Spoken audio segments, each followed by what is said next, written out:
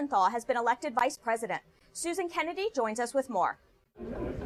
Sonia, newly elected council officers Craig Rice as president and George Leventhal as vice president say they want to make sure that Montgomery County grows as an economic engine. We have a new council president, Mr. Craig Rice. Craig Rice was elected by a unanimous vote and made it clear he is focused on making sure county residents from all walks of life are provided with opportunities. I think that it's going to be really important for us to focus on growing our economic sector, and focusing on small businesses is something that we need to continue, and we also need to ramp up. It's going to be really important for us to make sure that our small businesses, local small businesses here in Montgomery County, feel as though they're welcome, wanted, and that we are giving them the support needed so that they can continue to grow. Before the council elects new officers, the outgoing president has an opportunity to reflect on the previous year. Rice takes over for Nancy Navarro, who addressed the council on a wide range of issues in reviewing the past year, each of which reflected the theme of her presidency. I talked about the need for us to confront the social and economic challenges our county was facing head on, that we all share the same need for a government that encourages economic growth, protects our families, educates our children, and provides a safety net for those who fall on hard times. Craig Rice was elected to the council in 2010. He serves the residents of District 2. Prior to his arrival to the council, he was a member of the Maryland House of Delegates. Congratulations, Councilmember Leventhal, on your election to vice president. Congratulations. Rice and his vice president, George Leventhal, say they want to make sure county priorities are addressed head-on in Annapolis. We also need to focus on education. I mean, we really need to talk about school construction and the dollars that are flowing into the rest of the jurisdictions but aren't flowing equally to Montgomery County based on our need. That's going to be extremely important for us. And, of course, we have to try and restore some of the cuts that we've enacted on a lot of our different agencies. As we grow more fiscally stable, we've got to shore up some of those agencies so that we can respond to the growing need that we see in an ever-expanding community. There are several very important master plans that are coming before us, and it's going to be a very full year, but I know that Craig Rice has good relationships with all his colleagues, and it's going to be great working under his leadership. And along every step of the way, Craig Rice's mom has been there to support him and offer advice. And we know what we believe in. That's right. And just keep your training right in front of you. Right. Don't let it go. In Rockville, I'm Susan Kennedy for County Report This Week. Be led by him. Montgomery County Executive Isaiah Leggett signed into law this week legislation that grants builders and homeowners a property tax credit for the inclusion of accessibility features in residential housing. Lorna Virgili was at the bill signing ceremony. Lorna?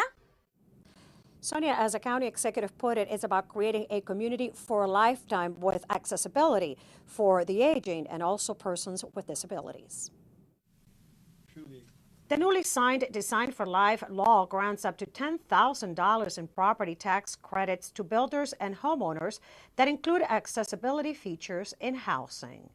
Simply put, this legislation will provide property tax credit for builders and homeowners for the inclusion or building of accessibility features into their new and existing residential housing to improve mobility for seniors and those with disabilities.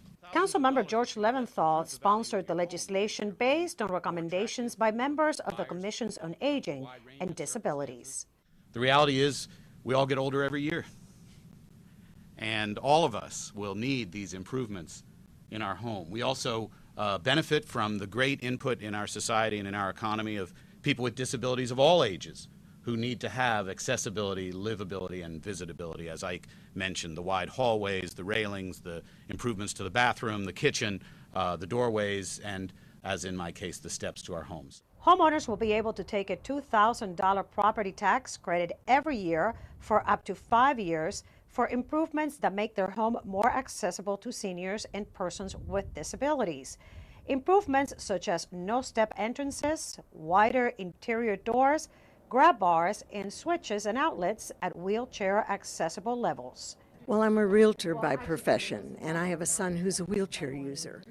And it took me months to find a place that could accommodate his needs. And I'd been aware of that, and as a civil rights advocate, I felt it was discriminatory.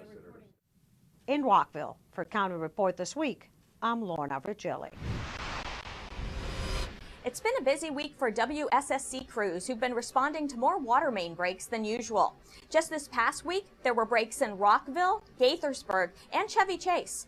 WSSC Communications and Community Relations Director Jim Neustadt joins us in the studio to talk about why we're seeing an increase in water main breaks at this time of year and what the utility is doing about it. Jim?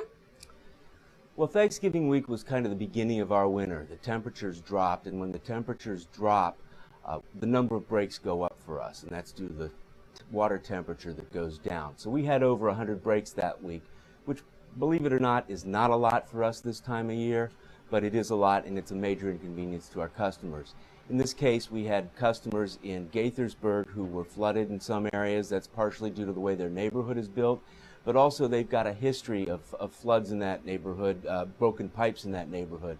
So we're going to be moving that neighborhood higher on the list to replace the pipes in that area, so hopefully they'll have fewer problems in the future. That'll take some time, but we are moving ahead with that. The other situation we had was up in Rockville, and ice rink was affected, so there was a hockey tournament, and then the Humane Society was affected there. And it was also quite a picture of the water running downhill, even though that was really not a real big break, but it looked worse than it was. Although there was inconveniences for those places. We apologize for that and regret when that happens. So this time of year, we're going to have a lot of these situations. We just hope that, you know, every morning that you wake up, you've got the water and to brush your teeth and drink, and the toilet facilities work just as you do every day. But sometimes that just doesn't happen. Jim, thanks for joining us. What's the website for people to stay in touch with what's happening in their neighborhoods? People can connect with us at wsscwater.com and get a lot of information about where pipes are broken and how to keep your pipes warm for the winter and all those good things. Thank you again. Manna Food Center is celebrating 30 years serving residents in Montgomery County, and the days leading up to Thanksgiving were some of the busiest to date. It's a trend being seen at food banks across the country. Because of the food stamp cuts and the sluggish economy, we just saw a phenomenal, almost a tripling of the number of people we'd seen the same time in October. It was really busy, busier than I think they've ever been. The need for food is growing in Montgomery County, and volunteers and employees at Manna Food Center, the main food bank in Montgomery County, witnessed the increased demand the week of Thanksgiving, where people of all ages lined up out the door in the cold and rain in order to pick up food to feed their families. We were pushing boxes out the door to help these families. The lines were going clear out into the parking lot, and all of us really had to participate, regardless of what our role was in the organization, to help serve those who are here looking for food support. Officials say the demand for food is expected to spike again this month as struggling families in our area try to put food on their holiday tables. People of all faiths and all traditions use the end of the year as a time of celebration, and they're going to want to have food on their table. But they've also just will have experienced the second month of food stamp reductions. People are going to probably have the same level of need, especially when there are demands on your budget like Hanukkah gifts and other special things at this season. So we're expecting a spike in demand in December, and we're really looking forward to the community helping us meet that demand. So what can you do to help? Food donations and monetary contributions are always needed. You can also sign up to volunteer. For 5 years, Bethesda resident Ann Engel has spent almost every Monday sorting and packing boxes. I believe a lot in service, and I think everybody should have enough to eat, so it's a perfect mix. Great people here, you feel like you're doing a good job, you get a lot more than you give. You can find out more about Manna Food Center by visiting its website. Another local group is working to make the holidays a little brighter for local children. And this week they used a national effort to deliver their message to holiday shoppers. MyMC Media's Valerie Bunk joins us with more. That's right, Sonia. Black Friday and Cyber Monday are focused on buying gifts and finding the best deals to kick off the holiday shopping season. But the Tuesday following the madness is focused on making someone else's holiday shine. And one local group is doing their part to give back. As shoppers wandered through aisles to pick out gifts at Barston's Child's Play in Rockville, volunteers greeted them at the door with free gift wrapping services, hoping to collect donations for children that wouldn't have a chance at unwrapping a brand new book this Christmas. These local volunteers are taking part in a national effort to make a difference. It's called Giving Tuesday. Amid the hectic holiday season, there's a day all about giving and giving back. So our goal today is to raise $2,500, and that will allow us to get 1,000 books for children in the county. First Book Montgomery County partners with approximately 200 recipient groups to bring the joy of reading to local children. If I had the choice of buying a book for $15 or purchasing food for the week, it's probably going to be the food. So to me, it's very exciting to be able to get it out to the community that actually needs it. Since its inception in 2001, the organization has distributed more than 50,000 books, and it continues to grow. Book Giving Tuesday is just the beginning of the holiday season for First Book. Volunteers will be wrapping presents and collecting donations in Rockville every day, now through Christmas Eve. The thought of a kid not having books in the home is a pretty, I don't like to think about that, so I love the fact that we help match up children with books and get those books into their homes. My home country is from a third world country, which is the Philippines, so helping out is a big thing for me. I guess you can say that it's being like your own philanthropist. When it comes to seeing the results, organizers say all of the hard work is worth it. To just have that quality of books to give to their kids is just amazing. For County Report This Week, I'm Valerie Bonk. For more information on how you can donate to the cause, like First Book Montgomery County on Facebook. When we come back, we'll show you how the Future Link organization is helping area youth get a new start. And stop. Those red light cameras are working in Rockville. We'll have those stories and more when we come right back. In Montgomery County, nearly a third of pedestrian collisions occur in parking lots, and a significant number cause severe injuries. Avoid becoming a statistic. Pedestrians, don't get run over. Walk first, text later. Take out the earbuds. Don't assume drivers see you. Drivers, don't run over people. It's illegal to hold a phone or text while driving. Slow down. Don't assume pedestrians see you, especially when backing out. Heads up in parking lots, because safety is everyone's responsibility. Welcome back to County Report This Week. I'm Sonia Burke. There's an organization that is changing the destination of disadvantaged youth in Montgomery County. It's called Future Link, and the County Council recently recognized the organization for its 5 years of service helping area youth. Julie Rios-Little reports. Carlos Perdomo and Ivan Gomez are graduates from the Future Link seminar. And thanks to this organization, they are following a path to a successful future. Carlos had to grow up faster when his father was killed in El Salvador while they were on vacation. Ivan was one step away from joining a gang. I was working and going to school at the same time. The combination of both things just didn't work out for me, so I dropped out of college. When I was in El Salvador, I drank, did drugs. I didn't care about my future. At the beginning, I didn't want to be a part of this program. I thought it would be a waste of time. These are young adults who are aging out of foster care, who are involved in the juvenile justice system, who are first-generation college students, and basically those who are emotionally and socially disconnected. This organization helps them get back on track with seminars, internships, and especially through the strong support of mentors. Recently, the Council recognized Future Link's work. The great work that's being done in terms of taking at-risk youth and making sure that they have an opportunity not only to get their GED, but go on to college, complete their associate's degree, and then go to a four-year institution is just tremendous. Carlos and Ivan are studying at Montgomery College.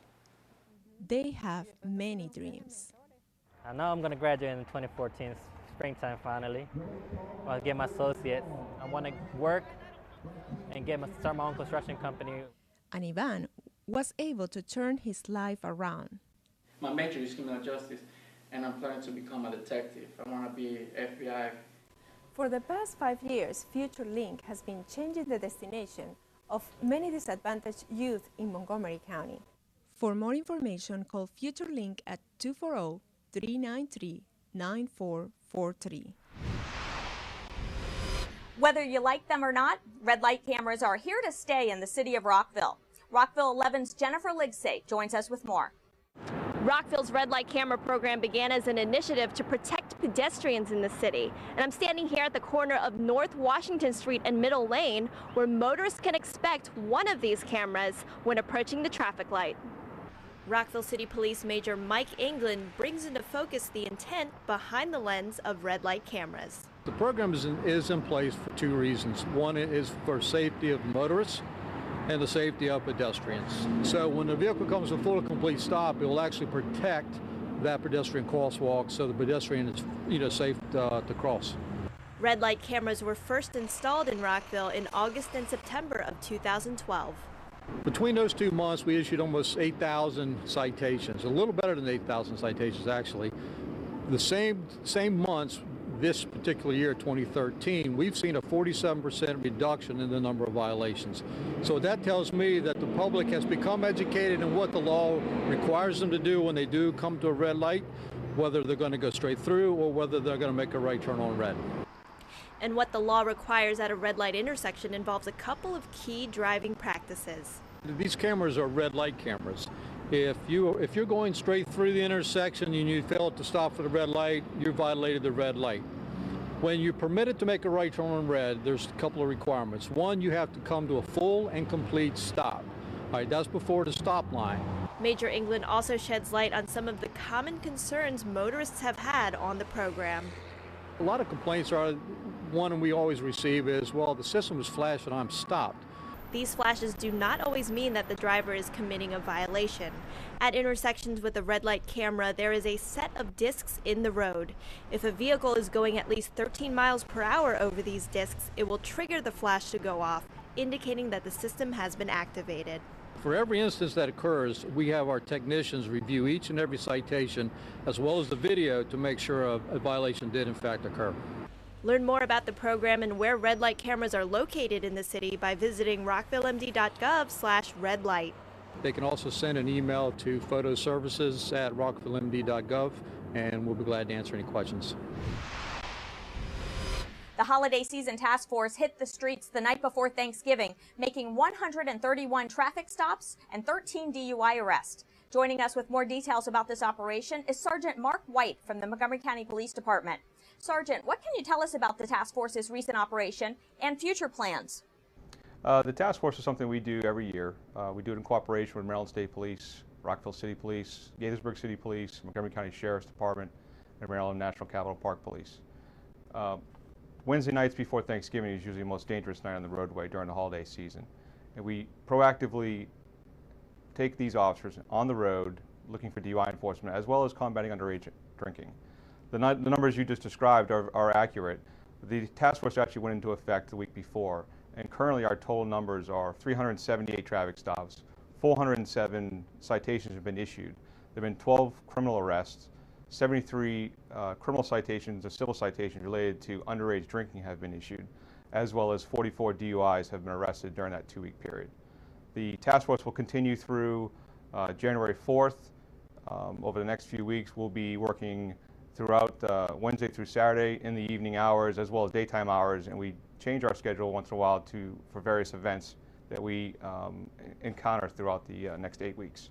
One of the things the Holiday Task Force looks at during the 8-week period is underage drinking. If you'd like more information about underage drinking, you can call the tip line, the Keeping It Safe Coalition tip line at 301-670-7233.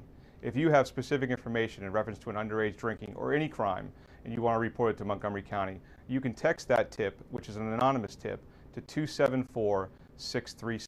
274-637, then the information about the crime or the underage drinking party that you have information about. If a person you know is drinking and driving and you can't prevent them from driving, you can call us at 301-279-8000 and you will speak to a dispatcher and an officer will be dispatched. When we come back, we'll preview Montgomery College's Portraits of Life exhibit. And there's more. Stay with us. County Report This Week is coming right back.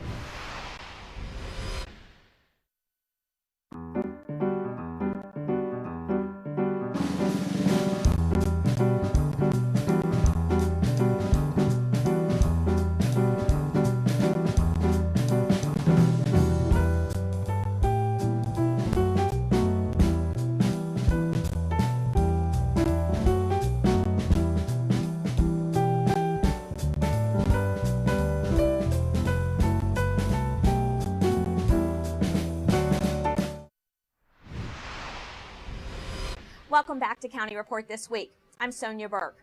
Montgomery College's Portraits of Life exhibit tells stories about Montgomery College students, residents, families, friends, colleagues, and neighbors. MCTV's Stan Jones has the story. For the first time ever, Montgomery College brings together 3 life stories through photos and words capturing their remarkable lives, challenges, and perseverances at the Pepco Edison Place Gallery in Northwest Washington, D.C. The Portraits of Life project is a wonderful manifestation of what Montgomery College is about. It brings together a series of stories about people's experiences, and it does it in 3 major categories. The first is one where we have a group of survivors who were Holocaust survivors, and we tell their stories. The second is a group of students who are survivors of experiences that many of us can't even imagine when they immigrated to this country. And the third are LGBT members in our community who talk about their lives in very real ways. And for me, this is really what Montgomery College is about, telling stories and making spaces for them. I'm here tonight to celebrate the life of Bella Berga Mishkinsky-Bermanis. That was her name.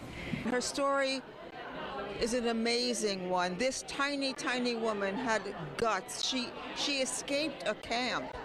You know, that's kind of gutsy. She spoke back to very, very nasty SS generals. My journey at Montgomery College started when I was a young immigrant mother of 23 with a 3-month-old baby and a husband who believed in me and said, you know, you are smart, you want to be a doctor, then go ahead and become a doctor. For someone to give back to the community when they become successful, I have the opportunity to do so. The great beauty of this Portraits of Life exhibit is not only the celebration of our LGBT culture in all its flavors, but also the Montgomery College life way it is transforming lives for men and women of all ages by validating their identity so that they can reach their full potential. You never know the stories of the people sitting right next to you. For County Report this week, I'm Stan Jones. Montgomery College's Portraits of Life exhibit will be on display at the Pepco Edison Place Gallery in Washington, D.C. until December 18th. Montgomery County's Department of Transportation is launching the Walk Your Way project as part of an initiative to educate high school students about the importance of pedestrian safety. Tom Pogue has more details in this week's Transportation Update. Tom? Hi, I'm Tom Pogue, Community Relations Manager for the Department of Transportation. Here's an update from Montgomery County. Safe Kids Worldwide found that 1 in 5 high school students cross the street while distracted, usually texting or using headphones. MCDOT is launching the Walk Your Way project as part of an initiative to educate high school students on the importance of pedestrian safety.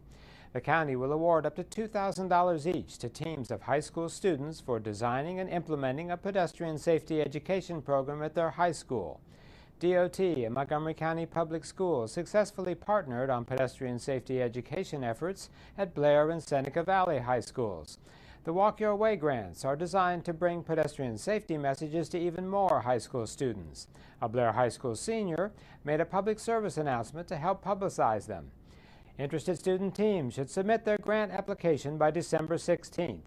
Project ideas include painting sidewalks, designing and distributing posters and other materials, or holding a school-wide assembly. For more ideas and application information, go to montgomerycountymd.gov/walk. We're working to keep you moving safely. More than 10,000 second-grade students from Montgomery County experience classic music as part of the annual student concerts held at the Music Center at Strathmore. The concerts are performed by the National Philharmonic, led by conductor Peter Gajewski. The students learn about the musical selections before attending the concerts. The performances also reinforce the music concepts the students are learning in school. When we come back, we'll introduce you to Susie, our pet of the week. And we'll go back to the Strathmore, where dozens of students are kicking up their heels at the Latin dance competition. Don't go away. We'll be right back. Are you sure they can recycle us, Clamshell? Hey, Dome, we're on a new recycling postcard. I can't wait to make a new start. Maybe I'll be a red carpet at a big premiere. And I'll get to paint the White House. Shh, here he comes. Now you can recycle more plastics in Montgomery County, including #1 PET plastics such as clamshells, deli containers, trays, lids, domes, and cups. Woohoo! We're in! For more information on recycling, contact the Montgomery County, Maryland Division of Solid Waste Services at 311. The wait is over. Recycle more plastics today. Welcome back to County Report This Week. I'm Sonia Burke. It's time to go to the Humane Society, where Kathy Stanhope joins us with our pet of the week, a dog named Susie. This is Kathy Stanhope at the Montgomery County Humane Society with your pet of the week, and we are here with Susie. If you want to hear a hard luck story, this is Susie's story. She's a 3-year-old mom. Her daughter and son, the puppies she had, have been put in foster care, but Susie's still here at the shelter. And the shelter is actually the best place Susie's ever lived, and that's hard to believe because it's really not a lot of fun here. But Susie's never lived inside. For her 3 years of life, she's been chained outside in somebody's yard. And she has been rescued and brought here to the shelter with her puppies. And as I said, her puppies have found a foster home. But Susie's here at the shelter, and she really needs a compassionate, loving person to come get her because this is a very nice dog. She's a pit bull mix, as you can see. But she's very, very sweet. She's very affectionate. She loves to snuggle. She's very friendly. And she's just the prettiest little pit I've ever met in my life. She's got this pink nose and these really adorable whiskers. She is a fun, friendly dog, and she really deserves a chance after living the first 3 years of her life outside in the cold and the heat here in Maryland. She really needs a home. So please consider adopting Susie and taking her into your home as your forever dog. She's wonderful. She would appreciate you forever, and she will love you forever.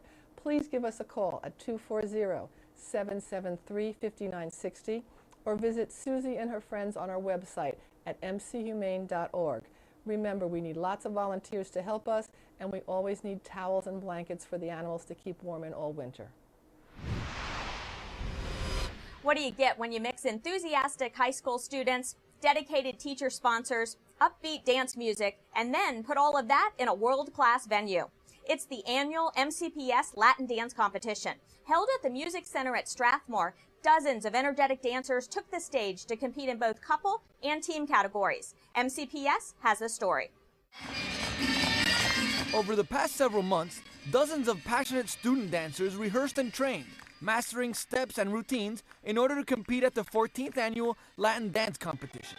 Dozens of talented students from 10 high schools had an opportunity to showcase their dancing skills at the Music Center at Strathmore in Bethesda. The MCPS Latin Dance Competition is sponsored by the After School Dance Fund, whose mission is to build strong Latin dance clubs in MCPS and promote poise, positive life choices, exercise, school spirit, and cultural awareness.